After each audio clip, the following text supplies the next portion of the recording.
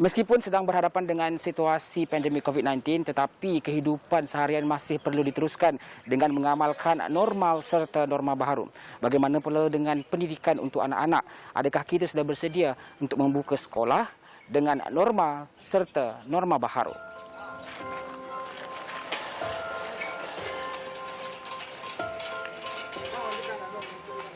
Kerajaan telah mengisytiharkan pelaksanaan Perintah Kawalan Pergerakan atau PKP bermula 18 Mac. Seterusnya, tempoh PKP telah dilanjutkan beberapa fasa termasuklah Perintah Kawalan Pergerakan Bersyarat atau PKPB yang bermula pada 4 Mei.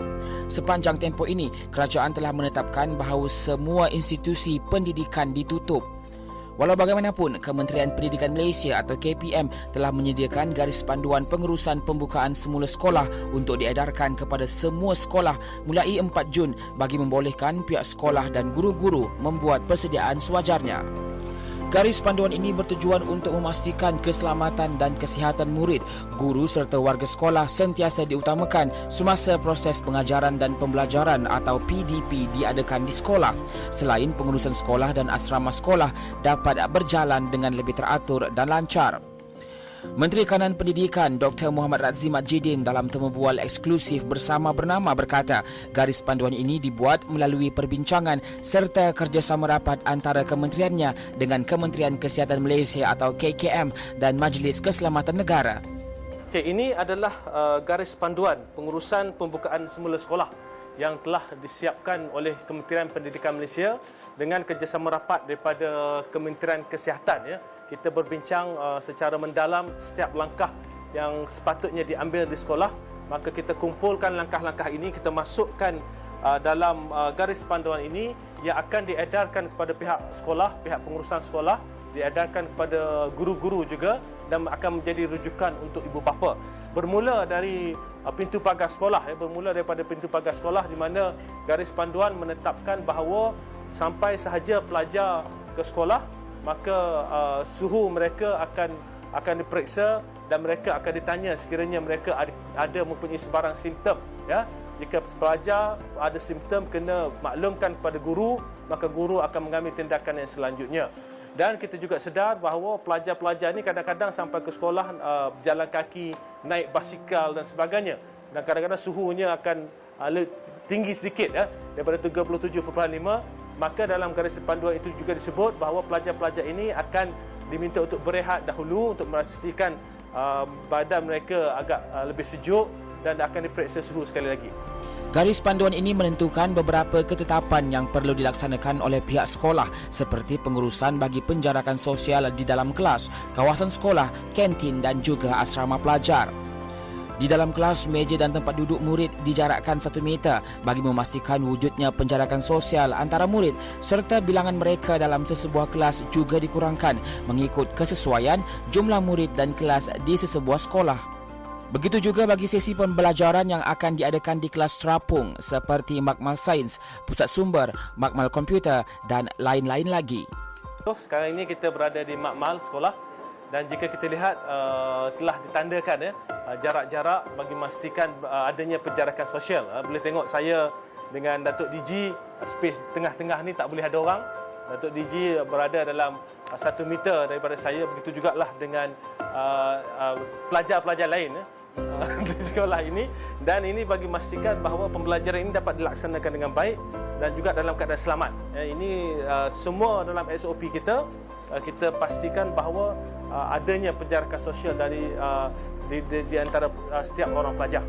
Masa rehat juga akan dilaksanakan secara fleksibel bagi mengurangkan risiko lambakan murid di kawasan kantin dalam satu-satu masa. Kita sekarang ini berada di kantin sekolah dan dalam garis panduan yang dikeluarkan oleh pihak KPM, semua pelajar perlu membeli makanan berbungkus. Pihak kantin akan bungkuskan siap-siap makanan.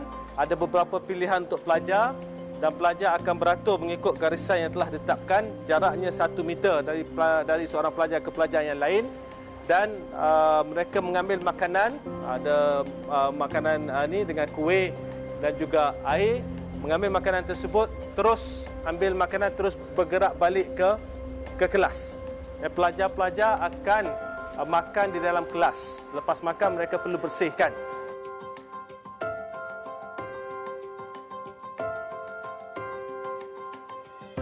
Bagi memastikan tidak berlaku kesesakan di laluan dalam kawasan sekolah pula, laluan akan ditanda dengan anak panah yang menunjukkan arah laluan dan lebih mudah sekiranya ia diwarnakan mengikut arah anak panah tersebut.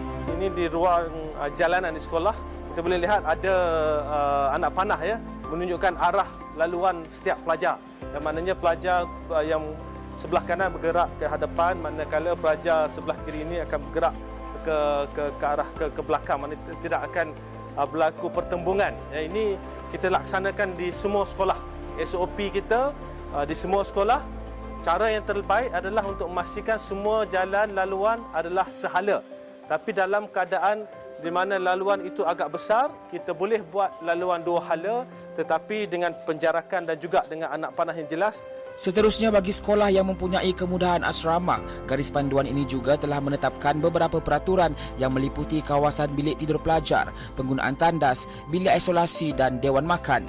Jika kita lihat jarak antara katil ini lebih kurang 1 meter di antara katil, dan di atas di bahagian atas, katil bahagian atas tidak ada pelajar yang akan tidur di katil bahagian atas, cuma di bahagian bawah saja.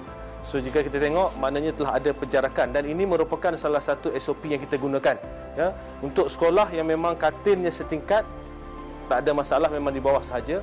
Untuk sekolah yang guna katil 2 tingkat, yang di sebelah atas kita tak akan gunakan ya, kerana risikonya agak tinggi, maka kita gunakan katil di sebelah bawah sahaja ya. Dan kita pastikan bahawa ada jarak di antara katil-katil ini, dan juga terdapat jarak di antara loker-loker yang digunakan oleh pelajar. Cuma disiplin ya. Ini guru-guru akan memainkan peranan bagi memastikan bahawa pelajar ini bila masuk dorm, walaupun katil ini jauh, tetapi mereka masih perlu memastikan bahawa jarak sosial itu sentiasa ada ya. Tak boleh nak main-main, peluk-peluk dengan kawan dan sebagainya, untuk memastikan bahawa mereka sentiasa dalam keadaan yang selamat sewaktu tinggal di asrama.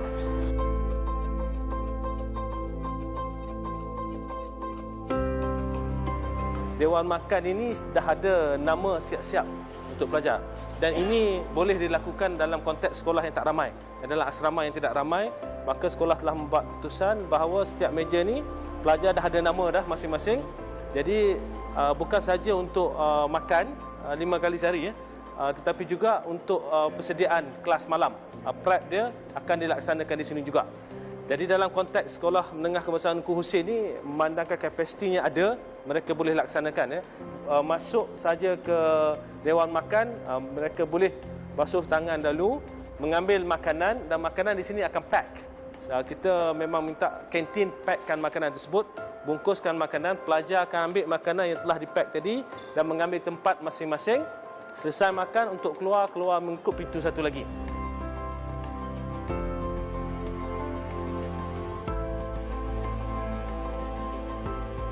Dalam garis panduan itu tersebut dinyatakan bahawa setiap sekolah memang kena ada bilik isolasi.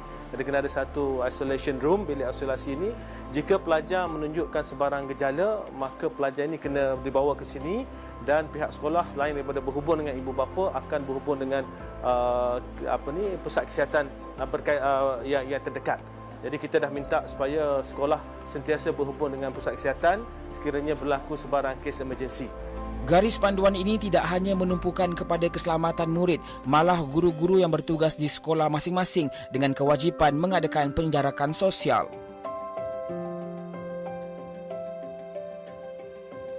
Kita lihat di sini ada satu meja guru, kosong satu, dan ada satu lagi meja guru. Jadi guru-guru tidak perlu risau bahawa mereka akan bersesak-sesak di dalam bilik guru, kerana pihak sekolah di dalam garis panduan yang kita keluarkan, pihak sekolah perlu memastikan bahawa terdapat penjarakan sosial walaupun dalam bilik guru juga. Jadi sebab itu kita akan terus pastikan bahawa semua sekolah memastikan adanya penjarakan sosial. Guru-guru yang dipindahkan daripada bilik guru yang asal akan ditempatkan di bilik-bilik yang bersesuaian, termasuklah pusat sumber dan sebagainya. Sementara itu, Dr. Razi turut mengingatkan semua sekolah untuk mematuhi garis panduan yang disediakan ini dan melakukan persiapan rapi agar semua sekolah bersedia apabila kerajaan mengumumkan tarikh pembukaan sekolah kelak. Untuk memastikan garis panduan ini dipatuhi, pertama sekali kita di peringkat kementerian kita ada Jabatan Pendidikan Negeri, di bawahnya ada Pejabat Pendidikan Daerah. Jadi Pejabat Pendidikan Daerah akan memainkan peranan untuk memantau sekolah-sekolah, memastikan sekolah-sekolah mematuhi SOP-SOP yang telah ataupun garis panduan yang telah disediakan. Kami di pihak kementerian juga, termasuk saya, akan singgah di sekolah-sekolah untuk melihat pelaksanaan garis panduan yang telah diadakan. Jadi kita amat berharap dan kita yakin bahawa pihak pengurusan sekolah dan juga guru-guru akan dapat membantu kita memastikan bahawa garis panduan ini dipatuhi, ya. Sebab kita apa yang penting adalah untuk anak-anak kita kembali ke sekolah dan kembali dalam keadaan yang selamat. Pada hari ini masih belum ada sebarang tarikh pembukaan sekolah. Kalau yang tersebar di WhatsApp dan sebagainya itu bukan daripada pihak Kementerian Pendidikan Malaysia, ya. Kami belum menetapkan sebarang tarikh pembukaan sekolah.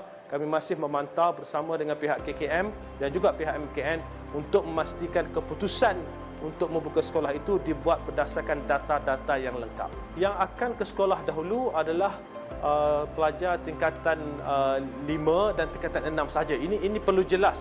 Saya dapati ada ibu bapa yang risau, ya, kita buka semua sekali. Ya tidak, kita akan cuma buka untuk pelajar tingkatan 5 dan tingkatan 6 sahaja, ya, kerana mereka lebih matang, lebih mudah untuk diuruskan supaya mereka dapat mematuhi garis panduan yang telah dilaksanakan. Jadi secara keseluruhannya semua sekolah menengah akan dibuka, sekitar hampir 3,000 buah sekolah di seluruh negara. Cuma kita akan memberikan notis 2 minggu lebih awal sebelum sekolah dibuka. Kita amat berharap anak-anak nanti apabila datang ke sekolah, pastikan bahawa penjarakan sosial itu sentiasa diamalkan sepanjang mereka di sekolah dan juga sepanjang perjalanan mereka ke sekolah dan sepanjang perjalanan mereka balik dari sekolah. Apa yang saya ingin tekankan bahawa garis panduan ini akan sentiasa ditambah baik.